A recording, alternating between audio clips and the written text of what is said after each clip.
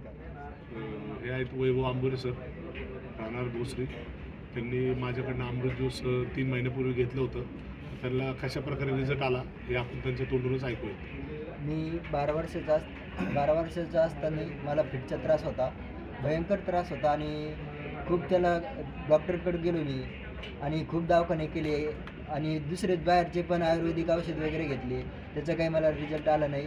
आणि मग मला गोरख सर भेटले आणि त्यांनी मला हे आपलं रियांश अमृत ज्यूस हा कोर्स करायला सांगितला आणि हे रियांश अमृत ज्यूसचा कोर्स केल्यानंतर 3 महिन्याच्या नंतर तुला रिझल्ट चांगल्या प्रकारे येईल. पण तो रिझल्ट मला 3 महिन्याचा कोर्स न केल्यामुळे 3 महिने कोर्स करण्याच्या आधीच मला एकाच महिन्यात म्हणजे 2 बॉटलमध्येच मला रिझल्ट आलेला आहे चांगल्या प्रकारे, अतिशय सुंदर.